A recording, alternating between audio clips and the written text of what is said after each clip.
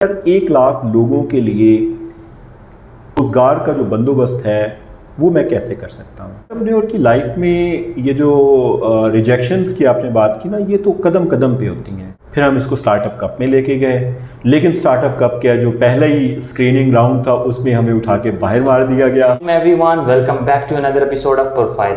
और प्रोफाइल के एपिसोड के जो आज के हमारे खास मेहमान हैं, he is an entrepreneur, he is a founder and CEO of Mohenjos, Pakistan first e market place of art and craft. Also, he is a head of marketing and sales at Worthwhile Builder Private Limited, Mr. Ejaz Shahid साहब. इजाज़ साहब, first of all thank you so much कि आपने इस interview के लिए time निकाला. Most welcome जी, आपका भी शुक्रिया, आप वक्त निकाल के आए जी. इजाज़ साहब, इंटरव्यू का आगाज़ करते हैं स्टार्ट फ्रॉम द स्टार्ट. हमारी ऑडियंस को थोड़ा सा अपने बैकग्राउंड के बारे में बताएं, अपनी जर्नी के बारे में बताएं. कि इंटरेस्टिंग क्वेश्चन. मेरा जो स्टार्ट है कि वो इंतहाई एक कह लें कि लोअर मिडिल क्लास से मैंने स्टार्ट लिया. मैं लोअर मिडिल क्लास से बिलोंग करता हूँ और एजुकेशन भी पार्ट्स में रही, कुछ टोबा टेक सिंह, फिर कराची, फिर इस्लामाबाद. और मैंने अपने कैरियर को जो स्टार्ट किया वो बहुत ही लो लेवल से स्टार्ट किया. मेरी जो सबसे पहली जॉब थी वो एक PN की जॉब थी. I still remember the company name.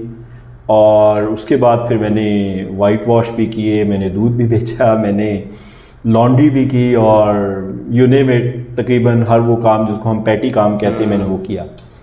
और वो ड्रीम जो कि मैंने मैट्रिक के इमीडिएटली बाद जब मैंने अपनी पहली जॉब PN वाली स्टार्ट की थी तब देखा, उस ड्रीम को अल्लाह ताला ने मेरे लिए आसानी की और 2005 में मैंने अपना वो ड्रीम अचीव किया.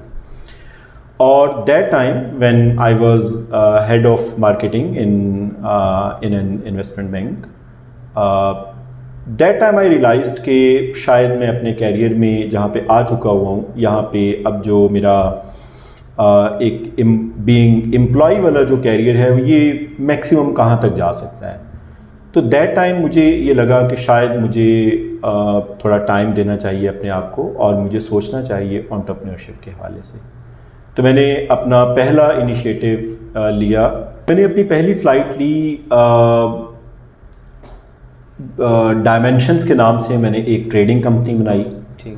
और दैट टाइम हमने कुछ जगहों पे सप्लाईज़ देना स्टार्ट कर दी. फिर मैंने अपना सेकंड स्टेप लिया ब्रेन फार्मा के नाम से. ब्रेन फार्मा सेटअप किया. That was a distribution and contract marketing company. वहाँ बहुत अच्छी लर्निंग हुई मेरी. उसके बाद फिर मैंने कंपनी फॉर्म की मोहनजोस के नाम से, जिसका भी आपने इंट्रोडक्शन में ज़िक्र भी किया. मोहनजोस जो थी, it is in fact basically Pakistan's first ever market place for arts, crafts, vintage products and unique products. Pakistan में ये $1.5 बिलियन की इंडस्ट्री है, जिसके लिए हमने ये इनिशिएटिव लिया था. और ये कैरियर मेरा चलते हुए आज जहाँ पे मैं हूँ, today I am also director Worthwhile Builders Private Limited and I am taking care marketing and sales here. Interesting, perfect. Ejaz sahab, आपने जैसे आपने बताया कि आपने स्टार्ट से स्मॉल जॉब्स से स्टार्ट किया और फिर इस तरह आपके, अगर मैं पूछूं कौन सा ऐसा मोमेंट था जो ब्रेक थ्रू था जिसमें आपने सोचा कि यार जॉब से नहीं अब बिज़नेस की तरफ आना है, एंटरप्रेन्योर बनना है? जी, मेरे एक्चुअली एक तो हुमायूं साहब वन ऑफ माय मेंटर, मैं उनका स्टूडेंट भी रहा प्रेस्टन यूनिवर्सिटी में. तो जब मैंने उनसे एंटरप्रेन्योरशिप पढ़ी तो उन्होंने मुझे हमेशा पुश किया कि you can be an entrepreneur. और मैं हमेशा सोचता था कि मेरे अंदर ऐसी कौन सी क्वालिटीज़ हैं जो कि मुझे एंटरप्रेन्योर बना देंगी, और हुमायूं साहब ने उसको देख लिया हुआ है. तो वो मुझे हमेशा पुश करते थे कि यार तुम कोशिश करो. और फिर मेरे एक और दोस्त थे जो कि मुझे हमेशा आके मेरे ऑफिस में कहा करते थे, तुम सारा वक्त यहाँ पे फ्री में बैठे रहते हो तो तुम एंटरप्रेन्योरशिप की तरफ क्यों नहीं आते, तुम बिज़नेस स्टार्ट क्यों नहीं करते. तो मैंने जब ये सारी की सारे सिनेरियो देखा और फिर एक वक्त वो आया, जैसे कि मैंने अभी थोड़ी देर पहले भी जिक्र किया, कि दैट टाइम आई फेल्ट कि मैं अपने कैरियर के जिस स्टेज पे आ चुका हुआ हूँ, इससे आगे जो मेरी ग्रोथ है वो एक सर्टन लेवल की ग्रोथ है. उसके बाद मेरा कैरियर स्टैग्नेंट हो जाएगा. तो फिर मैं क्या यहाँ पे रुक जाऊँ. तो that was actually the moment of truth. I realised कि नहीं, मुझे एंटरप्रेन्योरशिप को एज कैरियर देखना चाहिए. अल्हम्दुलिल्लाह आई जंप्ड और मुझे आज तक रिग्रेट नहीं हुआ कि मैंने जॉब छोड़ के एंटरप्रेन्योरशिप की तरफ क्यों ये सफ़र स्टार्ट किया। बिल्कुल। अच्छा एजाज साहब, मोहनजोस के बारे में थोड़ा सा बताएं, इसकी स्टोरी बताएं, क्या चीज़ आपको क्लिक की कि आपने अपना ये startup at that time start किया? 2014 की बात है जी। मैं एक स्टार्टअप कप है पाकिस्तान में, USAID गालबन कंडक्ट करवाती है। मैं I was part of that startup cup. Me along with one of my colleague, हमने वहाँ पे पार्टिसिपेट किया, अपना ये आइडिया पिच किया। और ये आइडिया हमारे जहन में आया था बेसिकली, मैं शांगला की तरफ ट्रैवल कर रहा था, तो वहाँ पे लिनोनी के नाम से एक जगह है जहाँ पे कि पाकिस्तान की बहुत ज़बरदस्त जो क्राफ्ट हैं वो बनती हैं, वुड क्राफ्ट बनती हैं वहाँ पे। अक्सर आपने देखा होगा वुड के जो बर्तन बने हुए होते हैं ना, वो लिनोनी के बड़े मशहूर हैं, बड़े ज़बरदस्त हैं वहाँ के बर्तन। तो मैंने जब उन बर्तनों की कीमत वहाँ पे मालूम की तो उन्होंने मुझे बताया कि जी गालबन 10,000 रुपये, आई स्टिल रिमेंबर दैट। और एक मेरे दोस्त हैं बहुत अच्छे, उनको ऐसी प्रोडक्ट्स का बड़ा शौक़ है, तो मैंने उनसे पूछा, मैंने कहा ये प्रोडक्ट जो है ये इंटरनेशनल मार्केट में कितने की होगी? तो उन्होंने मुझे कोट किया, कहता है कि इस प्रोडक्ट का तो मुझे नहीं पता, लेकिन इस टाइप की अफ्रीकन प्रोडक्ट्स आती हैं और उनकी जो वैल्यू है, उस वक्त में उन्होंने मुझे जिक्र किया कि गालबन कोई 75 या 80 हज़ार के करीब की पाकिस्तानी रुपये में होती है। तो आई रियलाइज्ड कि हमारा जो आर्टिज़न है, ये इसका जो प्रोडक्ट है ये तो रुल रहा है फिर प्रैक्टिकली। तो देयर इज़ अ नीड कि हम कोई ऐसा प्लेटफॉर्म बनाएं जो कि हम इस प्रोडक्ट को इंटरनेशनल ऑडियंस को प्रेजेंट कर सकें। आपको याद होगा मैं जिस एरा की बात कर रहा हूँ, ये वो दौर था जिसमें कि पाकिस्तान भी ना होने के बराबर हो गया था।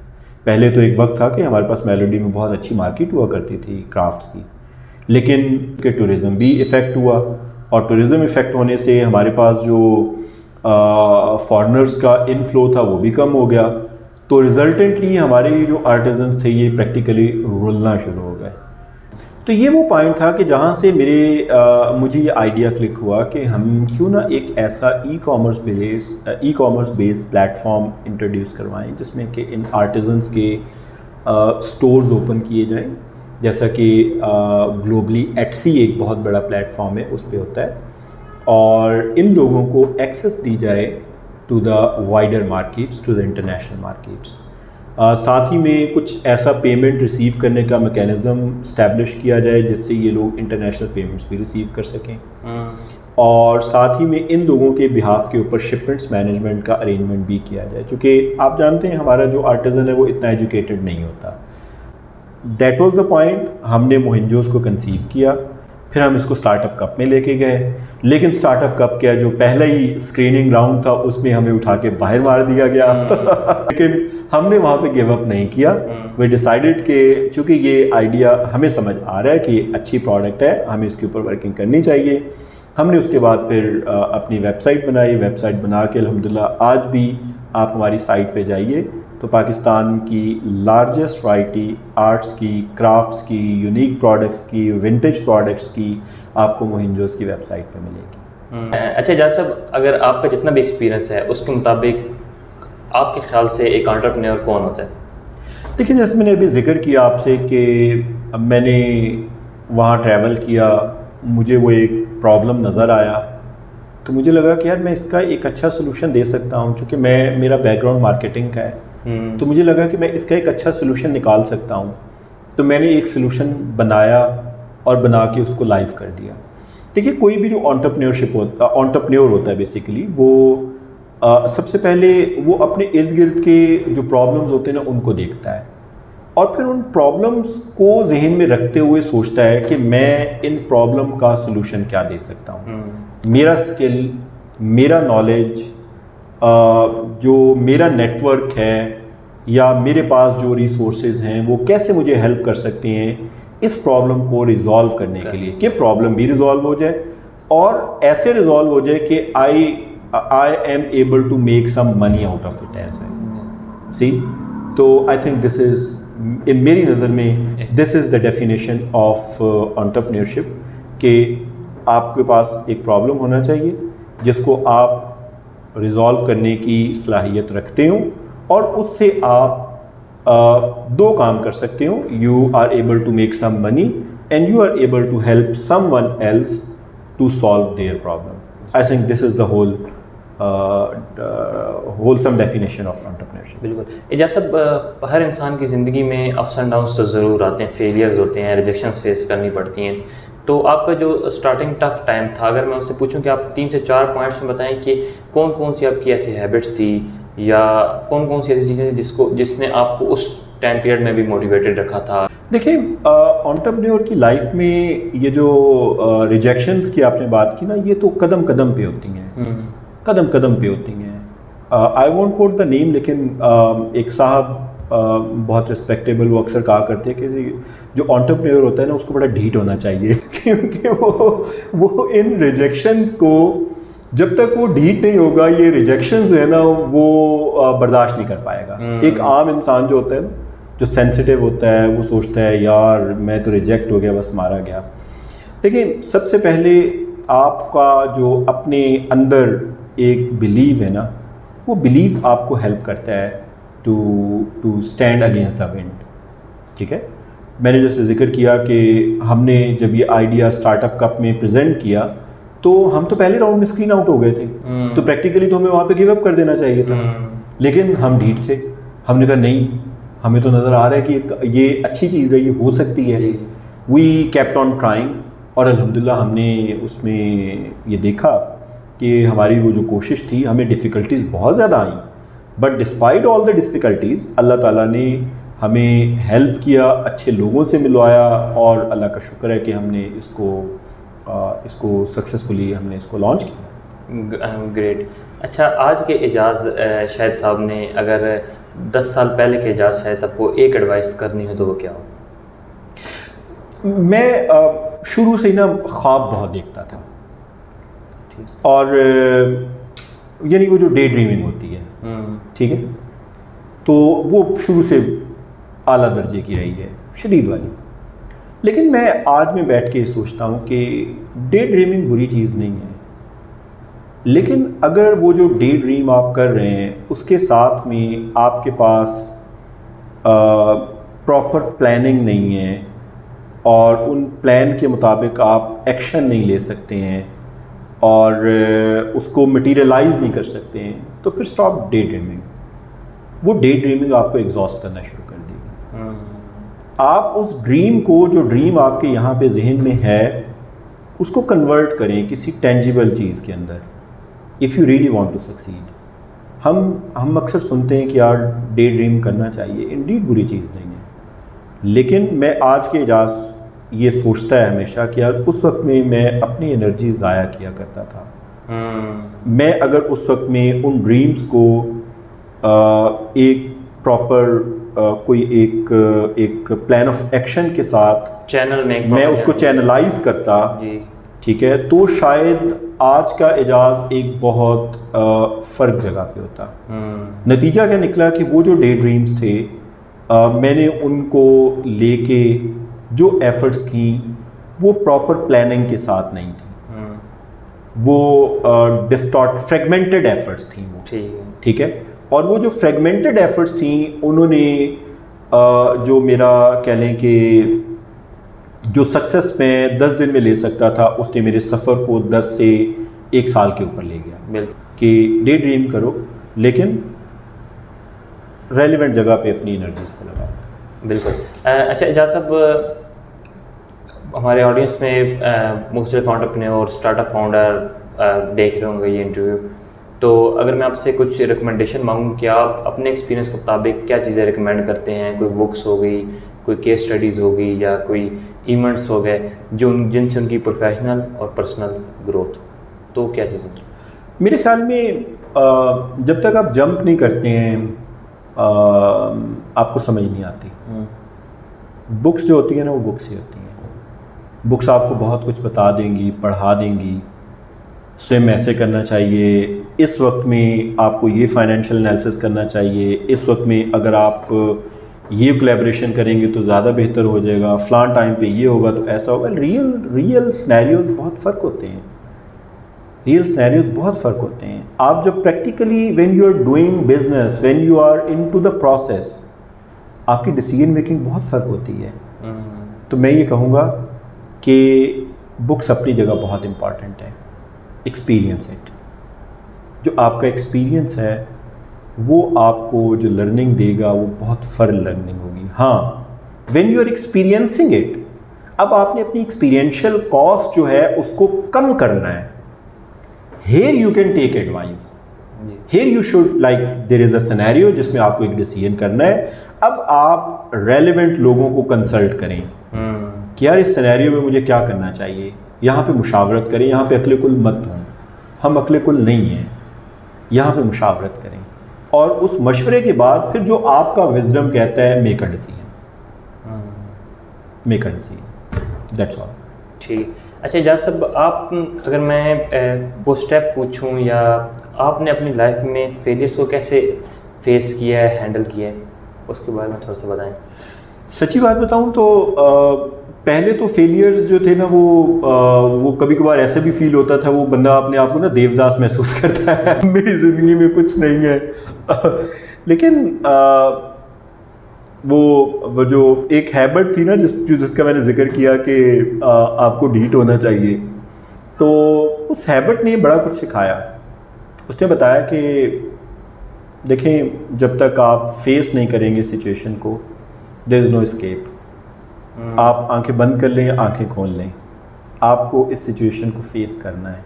तो जो फर्स्ट स्टेप मैं समझता हूँ, रिजेक्शंस को जब हम फेस करना होता है तो सबसे पहले आपको इस बात की रियलाइजेशन होनी चाहिए कि this is a real scenario जिसको मुझे फेस किए बगैर मैं आगे जा ही नहीं सकता। बिल्कुल। तो फिर उसको विजडम के साथ फेस करें, राइट, और कॉम्प्रीहेंड करें, देखें प्रॉब्लम क्या है, इसके लॉजिकल सॉल्यूशंस क्या हो सकते हैं, और जो बेस्ट सॉल्यूशन आपको समझ आता है उस सॉल्यूशन को इम्प्लीमेंट कर दें। बिल्कुल। आप यही कुछ कर सकते हैं। मैं हमेशा बात करता हूँ दोस्तों से कि देखिए, बीइंग ह्यूमन, हमारे इख्तियार में जो चीज़ें हैं ना वो क्या हैं, हमारे इख्तियार में है कि बेस्ट ऑफ द एफर्ट और फिर अल्लाह से दुआ और अच्छी उम्मीद। जी, this is what we can do. I think this is what you should do, this is what every entrepreneur should do. बिल्कुल। वो एफर्ट जो कि आपका दिल मुतमईन कर दे कि हाँ यार, ये जो मैंने एफर्ट की ना आज के दिन में, इससे बेस्ट एफर्ट नहीं हो सकती। बस वो एफर्ट नहीं कि वो यार देख मैं बड़ी ट्राई की थी, वो बंदर की तरह एक दरख्त से दूसरे दरख्त वाली छलांग नहीं होनी चाहिए। सही फिट वाली एफर्ट जिस पे आप मुतमईन है, आपका दिल कह रहा है कि yes this is the level, no one else can do. अच्छा एजाज साहब, एट दैट स्टेज अगर आप नेक्स्ट 10 ईयर का आपका विजन क्या है, आप अगले 10 सालों में आप खुद को कहाँ पर देख रहे हैं? देखिए, मैं ये समझता हूँ कि मैंने जो भी ख्वाब देखे थे, मटेरियलिस्टिकली स्पीकिंग, अल्लाह ताला ने उनमें से ज़्यादातर मेरे पूरे करवा दिए, ज़्यादातर मेरे पूरे करवा दिए। मेरा विज़न बड़ा सिंपल सा है। मैं अक्सर हुमायूं साहब से भी ये बात किया करता था, तो मुझे कहते थे ये क्या बात हुई, तो मैं, लेकिन शायद आपको भी ये अजीब सी बात लगे। मैं सोचता हूँ कि यार 1 लाख लोगों के लिए रोज़गार का जो बंदोबस्त है वो मैं कैसे कर सकता हूँ, थ्रू माई प्लेटफॉर्म और अदर देन द प्लेटफॉर्म। ये मेरा बहुत छोटा सा विजन है और मैं इसी विजन को कैरी करता हूँ, देखता रहता हूँ, सोचता रहता हूँ, और अल्हम्दुलिल्लाह अल्लाह बहुत काइंड है। वो मुझे मेरे इस विजन को अचीव करने के लिए मुझे एक्शनेबल चीज़ें करने की तौफीक देता रहता है, और अल्लाह चाहेगा तो इंशाल्लाह मैं ज़रूर इस चीज़ को अचीव कर लूँगा इंशाल्लाह। एजाज साहब, एट द एंड एक अगर आपने बेस्ट एडवाइस करनी हो हमारे व्यूअर्स को तो क्या होगा? आप जो हैं, जैसे हैं वैसे ही रहें, अपनी ओरिजिनलिटी मत खोइएगा। बिलीव मी, जब हम अपनी ओरिजिनलिटी खो देते हैं तो हम सब कुछ खो देते हैं। Keep on trying, keep on doing, you will achieve इंशाल्लाह what you are dreaming. There is nothing impossible in this world, believe me. जो कुछ हमारे जहन में यहाँ पे आ रहा होता है ना, जो कुछ यहाँ पे चल रहा होता है, दैट मीन्स कि इट इज़ पॉसिबल। आप सोचें, इंशाल्लाह अल्लाह आपके लिए रास्ते खोलना शुरू कर देगा। और एक आखिरी चीज़ इसमें ऐड करूँगा रूमी कहते हैं कि what you seek is seeking you. तो ये बड़ी मज़े की बात है, इसको सोचिएगा। Again thank you so much Ejaz sahab कि आपने अपने बिजी स्केड्यूल में से इस इंटरव्यू के लिए टाइम निकाला। यू मोस्ट वेलकम जी। इंशाल्लाह मिलते हैं नेक्स्ट एपिसोड में, तब तक के लिए अल्लाह हाफिज़। अल्लाह हाफ़िज़।